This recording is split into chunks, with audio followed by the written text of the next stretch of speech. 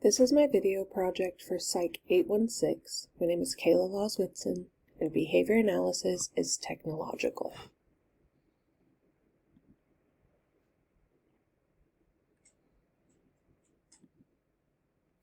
First, let's talk about what are the 7 dimensions of ABA. We remember these dimensions by the acronym GET A CAB. First is generality. Behavior changes can be maintained over time, environments, setting, and people. Next is effective. Interventions improve the target behaviors, which can be proven with data. Technological. Terms are clear, concise, and specific so interventions can be replicated. Analytic. Behavior interventions and treatments have a basis in research and continue to be evaluated with data. Conceptually systematic.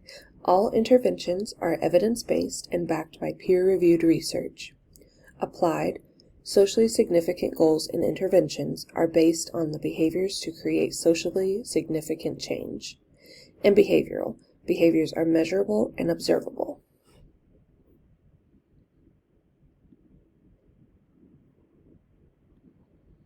For today's video, we're going to talk about technological. Technological does not mean Wi-Fi or other technology devices are necessary for behavior analysis. Instead, technological means clear, concise definitions and descriptions are necessary for behavior analysis. Behavior analysis is technological when it can only be interpreted in one way.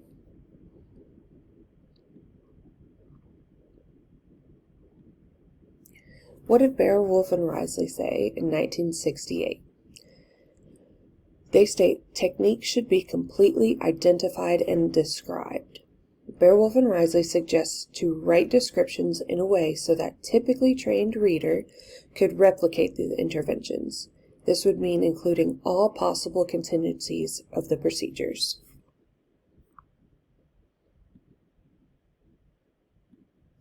"19 years later, when they wrote another article, they stated that journal articles and textbooks, since their article came out, have written descriptions of interventions in clear and concise ways in order to help readers replicate the interventions. However, they also stated that some procedures are not described technically due to the need for the intervention to be implemented in a natural manner. They also discussed the idea of when new interventions are spreading, is it more important to have strict fidelity or to allow fluctuation in the product? This was a big debate when this article came out, and probably still to this day.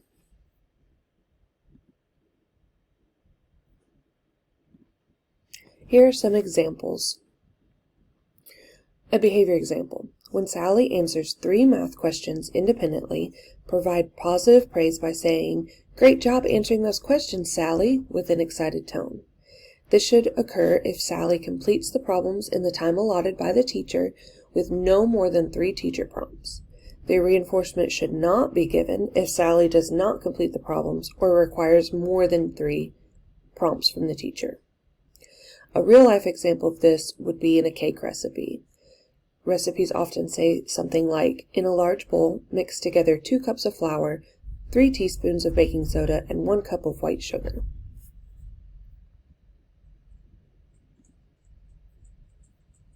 Now let's look at some non-examples. A behavior non-example would be, when Sally does her math work, give her verbal feedback. This is not clear, concise, or descriptive. In a real-life example, for a cake recipe, it might say, in a bowl, mix together some flour, baking soda, and sugar. Again, not clear and concise, and it could turn out in many different ways. So why is it important that behavior analysis be technological? It's important for fidelity of behavior intervention plans, replication of research studies, better understanding for providers, and consistency across settings, environments, and people, which we know promotes generalization.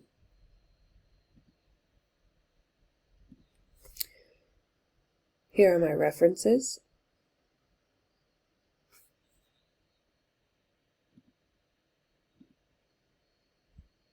Thank you.